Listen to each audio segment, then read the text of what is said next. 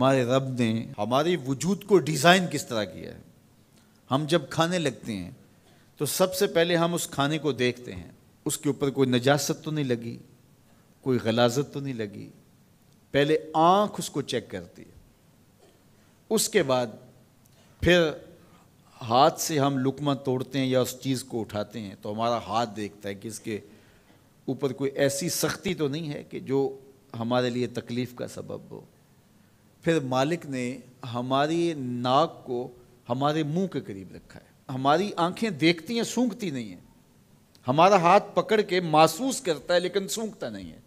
اب اس چیز کو ہم اپنے منہ کے قریب لانے لگے تو سب سے پہلے جو ہے وہ اس کو اس سینسر سے گزارا گیا کہ اس کے اندر کوئی معمولی سمیل بھی ہوئی تو یہیں سے چھوڑ دیں گے۔ لائے تھے ہم حلال رزق سے، لیکن پھر بھی ہم نے اس کو آنکھ سے چیک کیا، پھر ہاتھ نے چھوا، پھر سونگا، اس کے بعد پھر اب ہم زبان پہ رکھیں گے۔ اب ہمارے رب نے زبان کو 3 حصوں میں تقسیم کیا ہے۔ زبان کی جو نوک ہے اس کے اوپر نمکیات کو چکھنے کے ذائقے رکھے ہیں۔ زبان کا درمیانہ حصہ جو ہے یہ مٹھاس کا احساس کرتا ہے، اور حلق کے قریب جو حصہ ہے یہ کڑواہٹ کا احساس کرتا ہے۔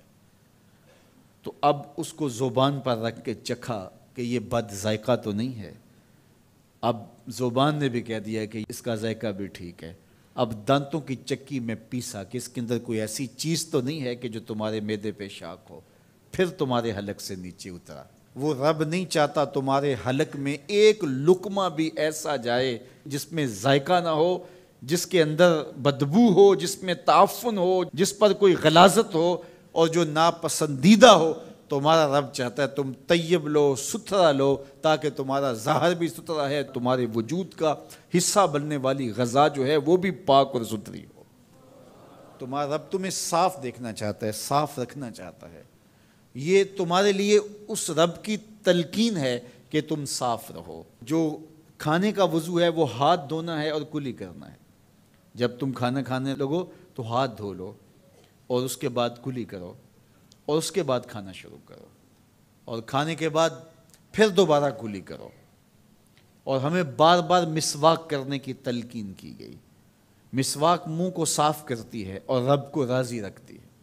میں نے کہا کہ جب بچہ پیدا ہوتا ہے تو اس وقت اس کو غسل دیا جاتا ہے، اور جب جنازہ اٹھتا ہے تو اس سے قبل بھی اس کو غسل دیا جاتا ہے۔ غسل سے کہانی شروع ہو کے غسل پہ ختم ہوتی ہے، اور ادھر صفائی اور ستھرائی کی کہانی یہ ہے کہ جب تک بچہ اپنے دانت صاف کرنے کی اہلیت نہیں رکھتا اتنی دیر تک دانت ہی نہیں اگتے، اس لیے کہ اب یہ صاف نہیں کر پاتا، اور جب وہ صاف کر پائے گا تو پھر دانت اگنا شروع ہوں گے، اور پھر ان دانتوں کو ہر لحاظ سے صاف رکھے، ان کو ستھرا رکھے۔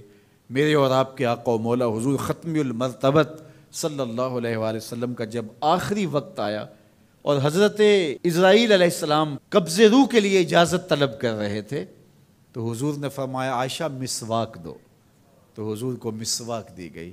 نکاحت تھی، کمزوری تھی، اور مسواک سخت تھی، تو حضور نے ارشاد فرمایا عائشہ اس کو چبا کے دو۔